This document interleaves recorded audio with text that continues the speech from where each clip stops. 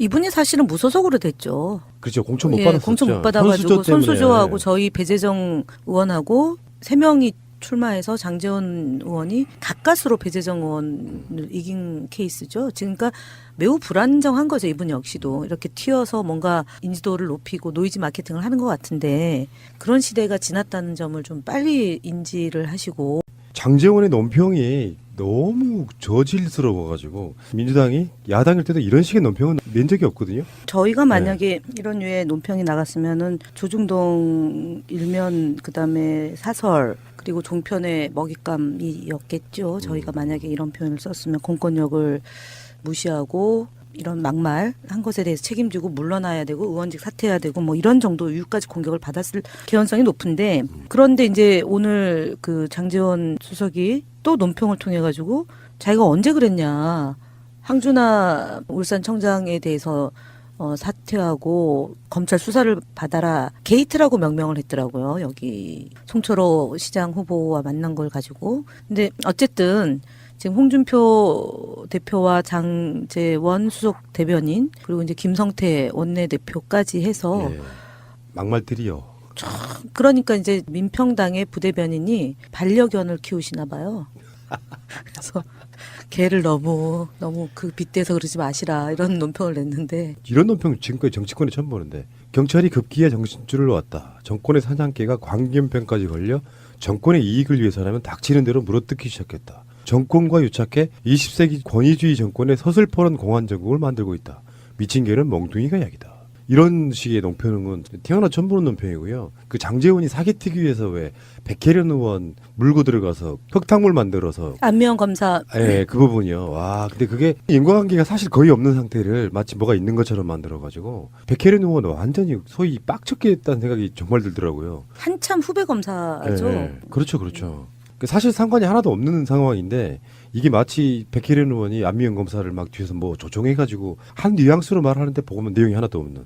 장제원 자체가 왜 박근혜 탄핵 국면에서 사실 팟캐스트에서 굉장히 사실상 인기를 좀 끌었단 말이죠. 특이해요. 전 참 특이하다는 생각 들더라고요. 이렇게 보면 그 탄핵 국면 때부터 바른 정당에 있었던 거잖아요. 그랬다가 다시 지금 홍준표 대표 쪽으로 온 뒤에 이렇게 하는 그 스펙트럼이라든가 짧은 기간에 현란하게 하는 거 참 특이하다. 하긴 원래 저렇겠지 하는 생각이 들면서 좀 심하다 하는 생각이 저런 건 참 평하기가 좀 그래요. 그러니까 저희가 얼마나 고통스럽겠습니까? 이런 분들의 논평이 나오면 또 그렇다고 그 분들이 얘기하는 그 동물과 포함한 무시할 수도 없고 그래서 내다보면 같이 또 진흙탕으로 이렇게 들어가거든요. 흙탕물을 튀기게 되는데 여튼 하여간 이 문제는 그냥 지나칠 수는 없을 것 같고 특히 이제 경찰에서 SNS 상으로 이제 지속적으로 이제 사과하라라는 요청을 하고 장제원 의원 지역 사무실 앞에 가서 이제 피켓팅하고 이제 이런 걸 하겠다고 하는데 정말 민중의 지팡이인 경찰 묵묵히라는 분들을 이렇게 자극해서 본인들의 이 범죄 혐의를 물타기 하는 것은 정말 나쁜 정치 행태이죠. 예, 제가 봤을 때는요. 본인들한테 이려올 게 없는 싸움을 하고 있는 거예요. 경찰 조직이 한 15만 명 된다 그러죠. 일단 그 민심을 잃어가는 과정도 생각을 해봐야 되고요. 최소한 자유한국당은 이런 말할 자격이 없죠. 경찰들을 이용해서 지금까지 정치해온 세력이잖아요. 그 경찰청장을 아직도 문재인 대통령이 사임시키지 않고 임기 보장해주고 있거든요. 민중총궐기에 뭐네 했을 때 경찰들이 보여줬던 행태가 바로 자기들이 했던 행태잖아요. 근데 이제 와서 정권 바뀐 지 얼마나 됐다고. 이렇게 이야기하면 누가 이거를 수긍하겠냐 이런 거고요. 선거에 이용해 먹기 위해서 뭔가 경찰이 포갑적으로 자기들을 탄압하고 있다는 인상을 주지만 바로 직전까지 경찰을 이용해서 실제로 정권 유지했던 자들이 이런 논평을 내면 스스로 자기들을 올가매는 데다가 공조직인 경찰 가족들의 반발을 사서 좋을 게 뭐가 있겠냐고요. 선거 전략상으로도 빵점짜리 전략이에요, 이거는. 근데 이제 조금 다른 각도에서 접근하자면은 우리가 뭐 보수냐 진보냐 이런 걸 떠나서 또 정권이 바뀌는 상황에서 어떻게 보면은 권력기관에 대한 비판이라는 것을 과거에 우리도 했고 사실 할 수 있잖아요. 그리고 상대편 입장에서 보면은 여야가 바뀌었다고 하면 할 수 있어요. 가령 우리가 이제 백보를 양보해서 그렇다고 보자고요. 근데 그럴 때도 이렇게 보면 지켜야 되는 금도라는 것이 있죠. 두 가지를만 말씀드리면 하나는 통상 어떤 조직 전체를 매도하는 것은 참 쉽지 않아요. 굳이 기술적으로 표현한다면 일부 무슨 일부 정치 무슨 이렇게 딱 붙여서 왜냐하면 어쨌든 공조직 또는 공공기관, 국가기관이라는 것은 그야말로 어떤 정치적 변화와 무관하게 계속해서 봉사하는 그런 사람들이 존재하는 거잖아요. 그리고 그것이 다수이기 때문에 국가가 돌아가는 것이어서 그걸 전체를 이렇게 싸잡는 방식은 어느 쪽이 이렇게 비판의 입장에 설 때도 잘 하는 방식이 아니고 또 하나는 표현에 있어서도 최소한의 금도라는 것이 있죠. 근데 이거는 광견병까지 간 거는 정말 심한 거죠.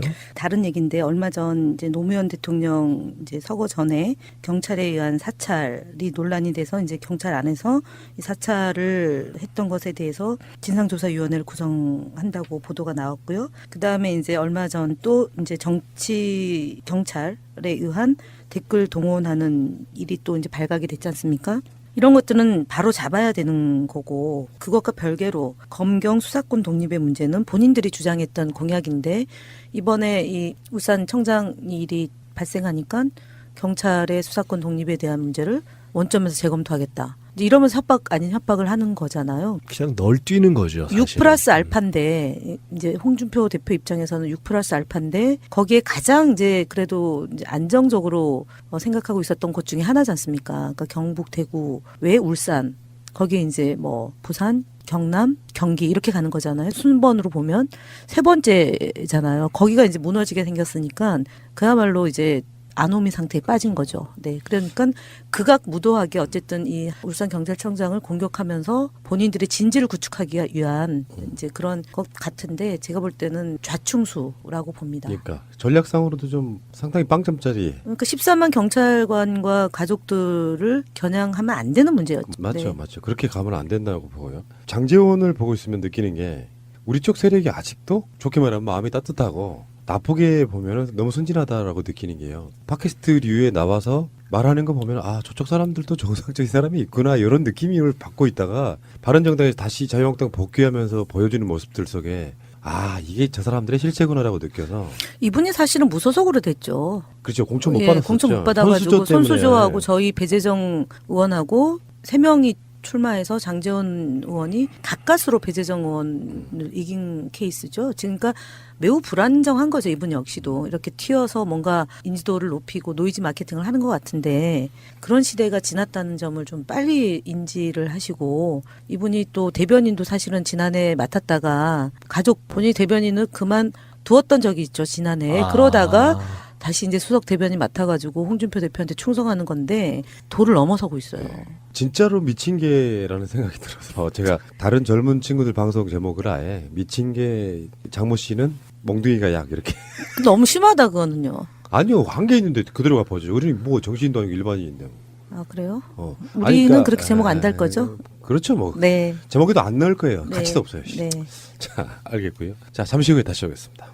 이렇게 좋은 헌법 이렇게 좋게 나올 줄 몰랐다. 이럴 정도 반응이었고 정의당이나 민주평화당 정도는 대통령이 발의하는 것 자체는 현실적으로 통과가 어렵다는 면에서 발의를 좀 반대하는 쪽에 가까웠었고요. 자유한국당하고 바른정당 부류는 이제 원천적으로 국회가 해야 된다 뭐 이런 식이고 자유한국당은 선거용이다 뭐 이런 식의 이야기가 이제 겹들여지면서 예상되잖아요. 국회 내에서의 극렬한 반발? 그 서해 수호의 날에 있었던 약간의 그거 그거 추미애 혹시 대표 다뤘었나요? 다루진 않았어요. 아 그래요? 얘기해주세요. 그때 이제 점심을 이제 행사 끝나고 대표님하고 김정우 비서실장하고 저하고 이제 근처에서 식사를 하는데 이 얘기를 하시더라고요.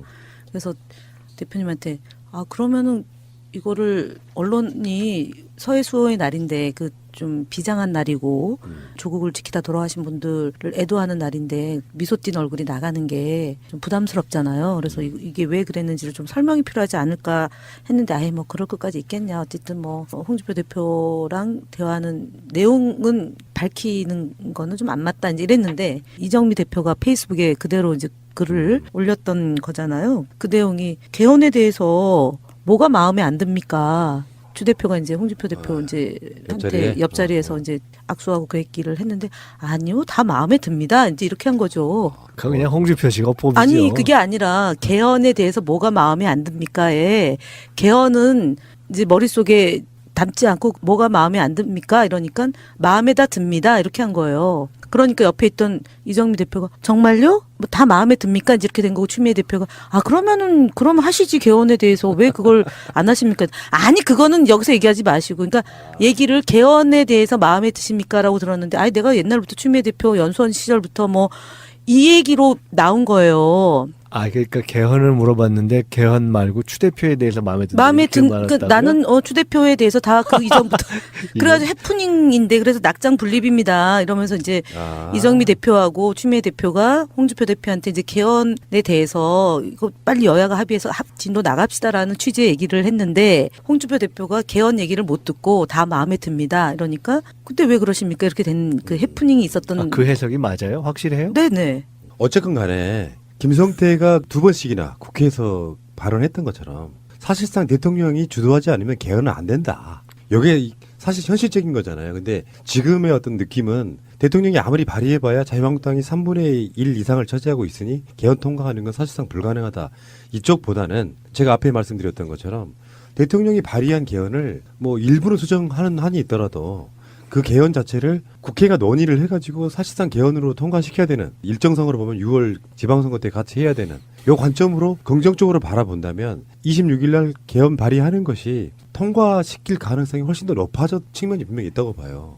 통과될 가능성이 있다는 전제로 밀어붙이면 분명히 통과할 가능성이 있다고 보는데 현재 자유한국당 의석만 갖고 이야기하기는 좀 그렇다. 저는 그게 제 생각이거든요. 제가 전에 자유한국당이 탄핵대를 생각해봐도 그렇고 꼭 100% 반대가 끝까지 간다는 보장이 어디 있느냐. 막상 발의가 돼서 진도가 나가면 20, 30석이 흔들릴 수도 있는 거 아니냐라는 얘기를 했던 사람이잖아요. 근데 그럼에도 불구하고 냉정하게 봤을 때 자유한국당이 죽겠다고 그야말로 홍준표식으로 개헌하는데 찬성하는 놈이 있으면 다 잘라버릴 거야. 이렇게 하면 사실 불가능한 거죠. 뭐 그거는. 그러니까 불가능한 거예요. 그 자체는 소위 개헌 저지선이라는 거를 넘고 있기 때문에. 그렇지만 그럼에도 불구하고 추진을 안 하면 발의를 안 하고 추진을 안 하면 아예 가보지도 못하고 그거를 시도도 못 해보는 것이기 때문에 일단 저는 해야 한다고 그것이 불가피하다고 보고 또 그랬을 때 실제 국민 여론의 흐름 속에서 이게 협상은 해야 되겠구나 하면서 변화가 될 가능성도 우선 있다고 보고요. 일단 그거 한 가지는 제가 반쯤 동의. 그렇지만 동시에 이것은 만약에 자유한국당이 아무리 합리적인 상황이어도 불구하고 그걸 다 떠나서 그냥 못하겠다면 못하는 거예요. 그건 도리가 없는 거예요. 아무리 합리적인 거라도 반대하면 도리가 없는 거죠. 그렇지만 그 여부를 떠나서 저는 이미 약속했다라는 것뿐만 아니라 사실은 이제 내용이 딱 나오고 나니까 조금 전에 이정비 대표도 말씀도 하셨지만 도대체 개헌이 뭐지? 라는 것에 대해서 전체의 상을 저는 이렇게 내어놓고 국민에게 보여줬고 우리가 이 시대 전체가 어떻게 이렇게 확장되고 진보해 가야 되는가라는 것을 고민하게 됐다는 점에서 저는 일종의 의무라고 봐요. 안 할 수가 없는 거예요, 이것은. 그래서 수치화한다면 될 가능성이 얼마나 되느냐. 사실은 현재 상황 봐서는 자유한국당이 저대로 가면 높지 않을 뿐만 아니라 안 되는 거죠. 그렇지만 그래도 이렇게 발의하지 않으면 아예 그 가능성은 제로이기 때문에 해봐야 되는 거고 자유한국당이 반대해서 안 된다 하더라도 그래도 저는 이 과정을 성실하게 맞습니다. 일단 우리가 국민 토론의 기간으로 삼아야 된다고 봅니다. 일단 자유한국당이 개헌을 거부할 명분이 일단 없고요. 그쪽에서 지금 던지고 있는 프레임은 제왕적 대통령제 요거 안 된다 이런 거고 하부적으로 봤을 때 토지 공개념 같은 걸 이제 공격하잖아요. 근데 토지 공개념 자체는 일반 국민들 수준이 엄청 올라가 있어요. 그래서 그 말이 맞다라고 대부분 알고 있는데다가 토지 공개념 자체를 법으로 도입한 게 노태우 정부 때부터 아닙니까? 이런 관점으로 보면 국민들 입장에서는 쟤네들은 정말로 우물한 개구리처럼 자기들 메아리만 계속 외치고 있는데 이런 대립 구도 이런 구도 속에서는 자유한국당이 유리할 수 있는 이유가 하나도 없어요. 심지어 아까 김성태 같은 자들 심지어요. 홍준표는 광주에 대선 때 내려가가지고 5.18 정신이 헌법에 들어가는 걸 반대하지 않는다라고까지 말했던 자들이 말을 어떤 순간이 되면 다 까먹어버리고 다 바꿔요. 일단 26일 날 발의를 하면 5월 24일까지 60일이 기간이 있고 18일 국민투표를 하면 18일 후인 6월 13일 날 하는 거잖아요. 이 60일 동안에 이제 정상회담이 두 차례 5월, 6월 있지만 여하튼 그 개헌이냐 아니면 호언이냐라는 것이 적폐청산 다음으로 이제 주요한 이슈이지 않을까 싶어요. 그럼 개헌의 내용, 그러니까 권력구조의 문제, 그다음에 국민 기본권의 문제, 자치에 대한 문제, 경제에 대한 문제, 권력 구조에 대한 문제, 이것이 이제 한 4-5개 챕터로 이제 나눠서 이제 많은 이제 관심이 있을 거 아니에요. 그런데 이게 전 국민에게 이해관계가 긍정적으로 작용하는 이슈잖아요. 장애인, 동일노동, 동일임금, 그다음에 여성의 문제, 그다음에 인권의 문제, 복지의 문제, 경제의 문제. 그래서 제가 볼 때는 지금 개헌과 지방선거가 동시 실시에 대한 여론이 80%고, 그다음에 그 권력구조 개편 문제와 관련해서 대통령 연임제에 대한 지지율이 50에서 60까지 이제 여지가 있는 건데, 전 이게 더 높아질 거라고 봐요. 대통령 연임제 문제가. 그렇게 되면 자유한국당이 압박을 심하게 받게 될 것이다. 그리고 연동형 비례대표제는 이미 정의당에서 뭐 조건했지만 이건 선관위에서, 중앙선관위에서 제도 개선의 차원으로 얘기를 한 거기 때문에 논란이 될 소지가 없는 거 아니겠습니까? 그래서 제가 이제 지난번부터 늘 얘기했지만 탄핵될 때도 우리가 시작할 때는 탄핵이 되겠냐. 지금 막상 탄핵 발의하고 표결을 했을 때 234명이 찬성을 해서 대통령을 탄핵시킨 거잖아요. 그렇게 본다면 지금 이제 자유한국당을 뺀 여당과 야당의 수에서 자유한국당 내부에서 한 20명 정도, 15명, 20명 정도까지만 이탈이 생긴다면 저는 뭐 통과까지도 가능하지 않겠느냐. 사실은 홍준표 대표의 저런 막말과 준동에 지금 거의 멘붕에 빠진 중진 의원들과 수도권 의원들이 도저히 볼 수가 없는 상황이 점점 더 간다면 살아야 될 거 아니겠습니까? 네. 네. 저거 당론 채택하기가 쉽지 않을 거라고 봐요. 제가 볼 때. 사실 이제 우리 사회가 미래로 갈 거냐, 현 수준에 머물러 있을 거냐, 정말 전체적으로 선진 민주헌법으로 한번 업그레이드를 할 거냐 하는 사실은 그런 쟁점들을 다 담은 거잖아요.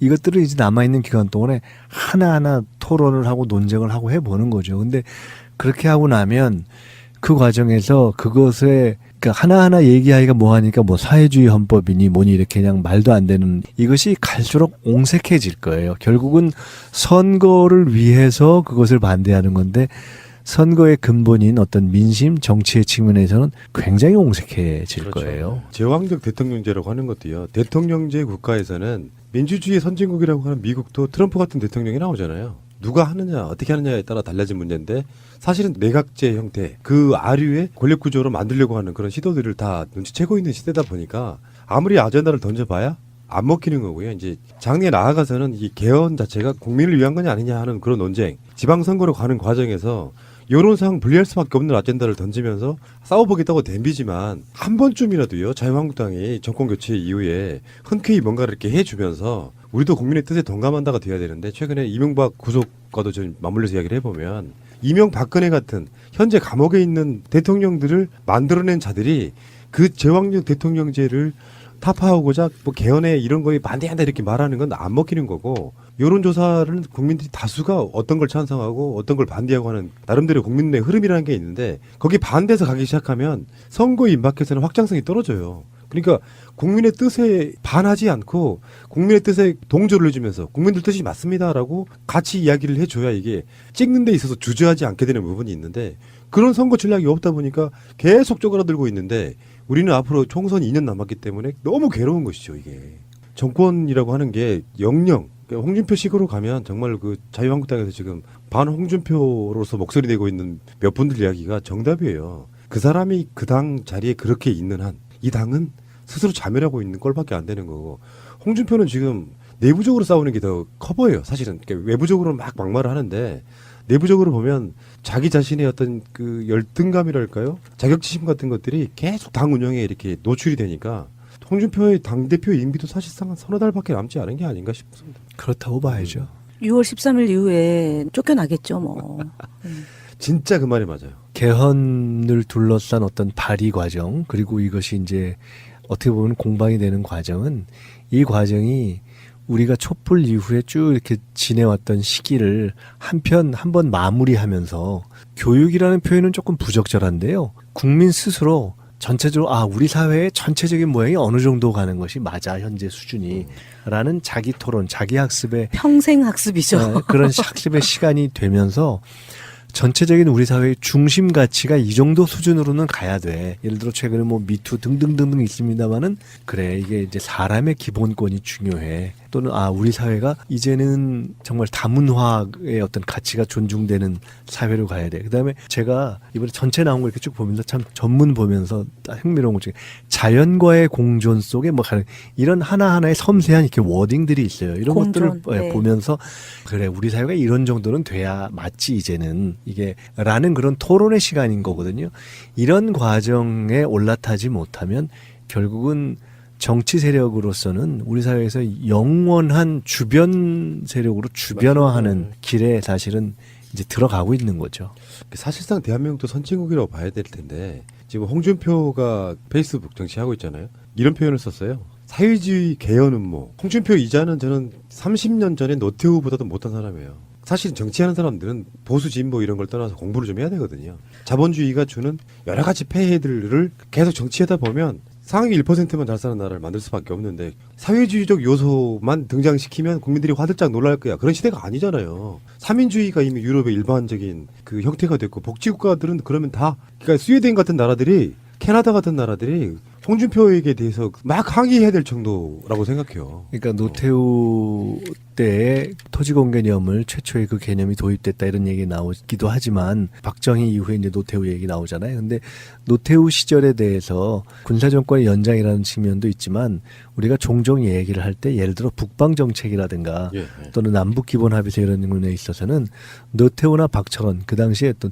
보수에 기반했음에도 불구하고 일정하게 전체 시대의 흐름을 반영하려는 일정한 노력을 한 점은 우리가 보수 진보를 떠나서 평가할 대목이 있다라는 점을 요새 우리가 이야기를 하거든요.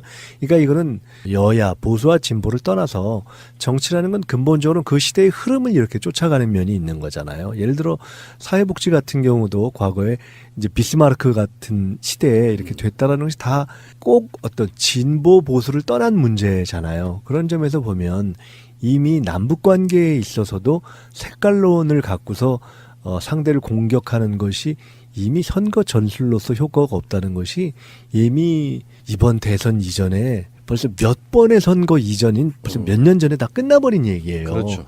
그런데 아직도 자유한국당과 자유한국당을 현재 이끌고 있는 홍준표 대표의 머릿속은 정말 옛날에 머물러 있는 것이기 때문에 보면 저는 하여간 저 당, 저 지도력 가지고는 보수가 살아날 길은 없다고 봐요. 시간이 좀 오래 기다림에 있어서 좀 짜증나는 거죠. 제가 최민희 의원 방송에서 가끔씩 하는 표현이에요. 누가 정권을 잡든 간에 야당이 여당의 지지율을 끌어내리는 방법은 딱 하나밖에 없다. 그게 뭐냐면은 복지예요. 복지를 확대해달라고 요구하는 게 야당의 본능 같은 거야 돼요. 지금 여의도 연구원이 아직도 있죠. 그럼요. 여의도 연구원이 공부를 안 하는 겁니다. 사회주의의 뭐네 이렇게 이야기를 꺼내면 국민들이 옛날에 7, 80년대 국민들 수준이 아니거든요. 무식한 소리 한다고 욕한단 말이에요. 그러니까 지지율이 무슨 사건이 나도 대통령이나 여당 지지율이 잠깐 떨어질 수는 있지만 자유한국당 지지율이 안 올라가는 이유가 그겁니다. 대안으로 지지해볼까 해봐야 부끄럽거든요. 네, 그러니까 사회주의 이야기가 워낙 요새는. 시대에 동떨어져 있기 때문에. 자, 알겠고요. 자, 국민들은 국가의 존재 이유가 무엇이냐고 물었습니다. 어려울 때 국가가 지켜주고 있다는 믿음을 주어야 그것이 국가의 존재 이유입니다. 이명박 씨 이야기를 다시 좀 해야 됩니다. 방송이 나가는 오늘 26일 월요일 날 첫 조사가 이루어진다 그러는데 방문 조사를 하겠다라고 그래요. 그러니까 구속이 된 이후에 지금 주말 내내 면회 정도 하고 사실 혼자 있는 상태이거든요. 그런 이야기 했거든요. 막 갇히는 날 첫 끼를 먹으면서 실감하게 될 거다. 그게 약간 군대 가는 거랑 비슷해요. 훈련소를 딱 들어갔는데 훈련소가 아니죠. 처음에 가면 보충대라고 해서 훈련소를 배분해주는 보충대에서 한 3일 살아요. 분류해가지고 이제 처음에 딱 첫 끼니를 먹는데 저는 지금도 잊을 수가 없어요. 반찬이 지금도 기억나요. 오징어 튀김, 깍두기 그리고 무 맑은국 일식 3찬. 일식 3찬이니까. 저는 그래서 요즘도 노랑 단무지에 왜 고춧가루 이렇게 버무린 거 있잖아요. 전 그거 지금도 잘 안 먹어지더라고요. 네. 왜요? 왜 안 드세요? 왜? 그 성동소 갔는데 경찰서 유치장 갔을 유치장 때 갔을 때 먹은 게 그 단무지가 잊혀지지 않아요. 그 이야기를 제가 왜 꺼내냐면은 지금까지 그런 식으로 나는 그러한 삶을 살아오지 않았다는 게 그런 배식 밥으로 이렇게 먹어야 되는 삶을 살아오지 않은 거잖아요. 사실은 어느 순간부터는 최고의 우리나라의 그렇죠. 돈 많은 네. 걸로 살아온 사람인데 그렇게 해서 첫날은 면회를 안 했을 테니까 첫날은 그냥 혼자 지내고 아마 구치소장 면담 정도 했을 것 같고 그 다음에는 이제 주말에는 변호사들이나 등등의 면회를 했을 텐데 저는 일단은 전략은 이렇게 보거든요. 영장실질심사를 안 받은 이유가 하나마나 구속되는 건 마찬가지다 이렇게 생각하는 것도 있겠지만 전체적으로 보면 검찰 수사하지 않고 니들 오고 싶으면 구치소로 와? 그러나 나는 조사에 성실하게 임하지는 않을 거야. 이런 전략이 아닐까 의심해보는 거거든요. 그러니까 월요일 날 검찰이 이명박 씨를 청으로 불러서 조사하는 게 아니라 구치소로 가서 조사를 할 때 제대로 조사가 이루어지겠냐는 부분도 저는 생각해보는 거예요. 아마 취사 선택하겠죠. 자기도 전혀 뭐 어디 기사를 보니까 묵비하는 방식으로 대응하지는 않겠다 이렇게 하는 것 같아요. 그러니까 봐서 이것이 나에게 좀 과하게 부담이 된다 싶은 부분에 대해서는 사실관계에 있을 때 부정하는 방식으로 대응을 하겠죠. 이제 그것과 별개로 글쎄 어떨까요? 그 사이에 자기가 성실하게 뭐 가서 조사에 응한다거나 이러지 않고 했던 것은 일종의 약간 좀 자포자기적 국면이 있었던 건 아닌가요? 검찰에 가서 조사받을 때 대부분 다 아니다라고 했잖아요.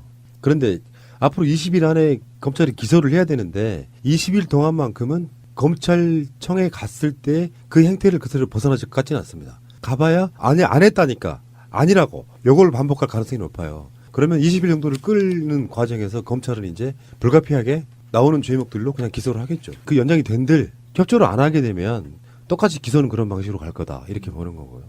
그럼 뭐 할 게 없네. 재판이 빨리 끝날 수 있겠죠. 만약에 그 뭐 공방을 안 하고 본인이 출석도 안 하고 그냥 가면 올해 상반기 안에 박근혜 전 대통령하고 비슷한 형량 또는 더 늘어날 형량으로 1심 선고가 내려지겠네요. 원장님께 질문이에요.